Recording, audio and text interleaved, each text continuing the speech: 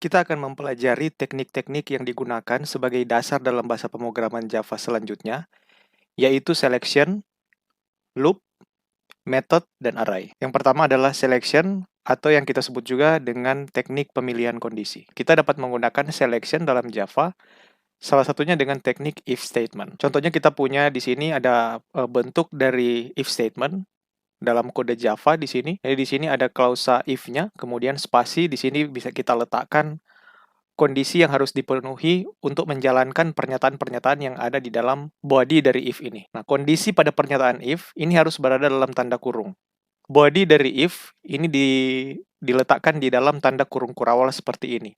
Akan tetapi, jika hanya ada satu pernyataan, ini tanda kurung kurawalnya bisa kita tidak gunakan. Pernyataan satu contohnya di sini akan dijalankan jika memenuhi kondisi yang ada di dalam sini. Jika kondisi itu tidak terpenuhi, misalnya, kita bisa menuliskan pernyataan berikutnya menggunakan statement else.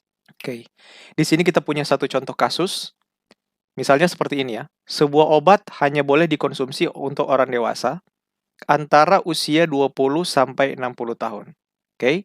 Jadi di sini kita punya kondisi usia 20 sampai 60 tahun. Nah, bagaimana algoritma untuk melakukan validasi terhadap usia seseorang apakah obat tersebut boleh dikonsumsi atau tidak boleh dikonsumsi? Nah, misalnya kita anggap saja obat yang boleh dikonsumsi adalah orang dengan usia antara 20 sampai 60 tahun. Di luar usia tersebut, maka kita akan cetak tidak boleh dikonsumsi ya, seperti itu. Nah, contoh kasus di sebelah kanan sudah kita implementasi dalam kode Java.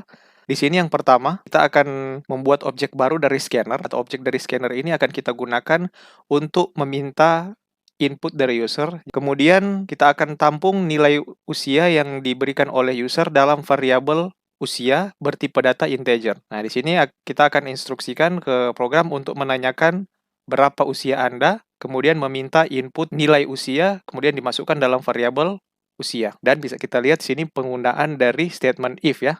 Di sini akan diperiksa dulu. Kita letakkan di dalam blok kondisinya. Untuk kondisi yang akan diperiksa sesuai studi kasus adalah jika nilai usia lebih dari atau sama dengan 20 dan ini operator logika ya. Usia kurang dari atau sama dengan 60, maka kita letakkan di sini statement yang akan dieksekusi jika kondisi ini terpenuhi. Jika nilai usia berada di luar kondisi ini, maka statement yang dijalankan adalah statement setelah klausa else ya. Jadi sistem outprint obat tidak boleh dikonsumsi. Selain menggunakan if statement, teknik seleksi di dalam Java juga bisa menggunakan switch case statement. Jadi bentuk kode programnya dalam Java seperti ini ya. Di sini kalau kita lihat, kita mulai dengan klausa switch, kemudian spasi, dalam kurung, variabel yang berisi nilai yang akan diperiksa untuk dicocokkan dalam case yang ada di dalam. Nah, kemudian di sini ada case, spasi, nilai 1. Jadi kalau nilai yang berada dalam kondisi di sini cocok dengan nilai yang pertama atau nilai 1, maka akan dijalankan statement 1, kemudian break. Break ini adalah klausa atau pernyataan yang digunakan untuk melanjutkan ke pernyataan setelah pernyataan kode switch ini. Kemudian kalau tidak cocok dengan nilai 1, maka akan dilanjutkan dengan case yang kedua atau nilai 2. Kalau nilai yang ada di dalam kondisi ini cocok dengan nilai 2, maka akan dijalankan statement 2. Selanjutnya, kita bisa tuliskan break untuk mengakhiri pernyataan switch dan melanjutkan ke program berikutnya. Apabila tidak ada satupun nilai yang cocok, nilai 1 atau nilai 2, maka switch akan menjalankan kondisi default-nya yang kita definisikan di bawah sini. Jadi kita tuliskan default, titik 2, kemudian statement yang menjadi default, atau statement 3 di sini. Contoh case misalnya seperti ini, untuk menentukan nama bulan berdasarkan kode bulan, misalnya, kode bulannya 1 sampai 12. Jadi misalnya di sini kita punya sebuah kode program, ini bisa Anda coba sendiri di dalam NetBeans. Kita gunakan di sini objek scanner untuk mengambil secara langsung input dari user, ya. Kemudian kita deklarasikan satu variabel kode bulan bertipe data integer di sini. Kita cetak ke layar, masukkan kode bulan, kemudian minta user untuk menginputkan nilai dari kode bulannya ya. Scan.nextIn ini akan meminta nilai dalam tipe data integer ke user. Jadi nilai yang masuk ke kode bulan ini akan bertipe data integer. Kemudian statement switch-nya, nilai dari kode bulan ini akan diperiksa di statement switch case ini. Jadi kalau kode bulan nilainya 1, maka akan dicetak string atau teks Januari. Kemudian break. Kalau nilainya 2, maka akan dicetak teks Februari. Kalau case-nya angka 3, kalau nilainya 3, maka akan dicetak Maret, dan seterusnya. Kalau misalnya nilai dari kode bulan yang user inputkan tidak ada satupun yang cocok dengan nilai case yang ada di dalam sini, maka akan dicetak kode tidak diketahui, kemudian break dan berlanjut ke pernyataan kode program selanjutnya. Ada beberapa teknik untuk menerapkan loop atau perulangan dalam Java. Yang pertama adalah while loop. While loop ini dibutuhkan untuk mengulang sebuah statement atau sebuah logic di dalam atau kode program di dalam Java ya. Bagian dalam statement loop yang akan diulang ini namanya loop body. Dan kemudian setiap kali satu perulangan atau setiap satu kali eksekusi loop body atau statement-statement yang ada di loop body, ini kita namakan sebagai satu iterasi atau iteration of the loop. Nah, setiap loop dia pasti mempunyai loop continuation condition di sini yang merupakan ekspresi boolean yang akan mengontrol seberapa banyak iterasi yang akan dilakukan.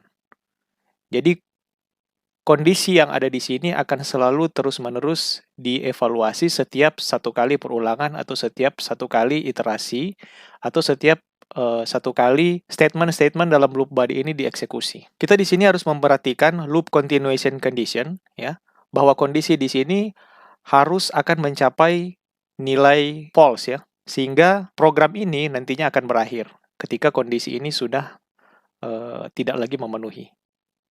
Jadi ini kita harus perhatikan dengan baik bagaimana kondisi ini tidak nanti akan menciptakan yang namanya infinite loops atau loop yang tidak ada akhirnya. Ini adalah contoh implementasi dari while loop untuk mencetak atau menampilkan teks happy birthday sebanyak 10 kali. Daripada kita menuliskan kode system out println happy birthday sebanyak 10 kali di sini, ini kita gunakan while loop saja. Ya, kita definisikan variabel yang akan menjadi counternya di sini, variable count yang diinisialisasi dengan nilai awal 0.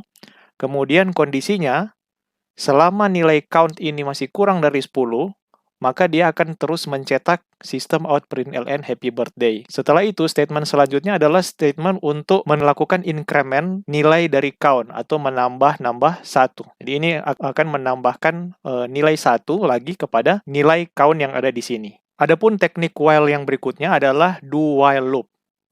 Jadi do while loop ini agak sedikit berbeda dengan while loop, di mana do while loop ini kalau kita lihat kondisinya di akhir dari statement loop itu sendiri ya. Loop body ini akan dieksekusi lebih dulu sebelum akhirnya akan diperiksa kondisinya apakah memenuhi atau tidak untuk bisa dilanjutkan lagi eksekusi dari statement yang ada dalam loop body. Jadi di sini kalau kita melihat paling tidak loop body ini akan dieksekusi minimal 1 kali. Kemudian akan dicek kondisinya. Nah, kalau masih memenuhi kondisi, maka eksekusi loop body akan dilanjutkan. Kalau sudah tidak memenuhi kondisi, maka eksekusi dari statement-statement yang ada di loop body akan dihentikan. Perbedaan dari do while dan while ini bisa kita lihat dengan jelas di sini. Yang pertama misalnya, ini ada satu program yang loop body-nya sama, hanya saja karena penggunaan teknik looping yang berbeda, dia menghasilkan output yang berbeda di sini. Nah, seperti yang kita lihat di do while 1, ya, dia akan mengeksekusi dulu 1 kali untuk dua statement yang ada di dalam loop body. Ya. Kemudian memeriksa kondisinya, karena kondisinya sudah tidak memenuhi, maka statement do while langsung di stop sampai di situ. Jadi hanya 1 kali iterasi. Ya. Kemudian pada do while yang kedua, karena di sini kondisinya dia memenuhi syarat untuk dilakukan iterasi berikutnya, maka statement yang ada di dalam sini akan diiterasi terus-menerus hingga kondisi ini bernilai false. Contohnya di sini nilai n 10 juta, kemudian di sini n akan dibagi 10 ya. Kemudian n akan dicetak ke layar. Nah, karena kondisi nilai n di sini nilainya masih lebih dari atau sama dengan 100, maka statement yang ada di dalam sini akan dilanjutkan untuk iterasi berikutnya. Nah, sementara kalau kita lihat penggunaan while di sini akan langsung memeriksa kondisi apakah memenuhi syarat untuk dieksekusi. Karena sudah tidak memenuhi syarat dari awal, n apakah dia lebih dari sama dengan 100? Ini tidak, karena n di sini nilai awalnya 10, ya. Maka tidak ada output. Karena statement while loop di sini tidak akan dijalankan karena kondisinya memang sudah tidak memenuhi dari awal. Jadi sebelumnya kita sudah mempelajari mengenai while loop ya, yang kita tuliskan dengan bentuk seperti ini.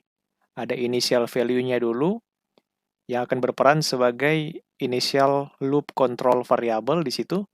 Kemudian selanjutnya ada statement while-nya, yang akan melakukan proses iterasi terhadap statement-statement yang menjadi loop body.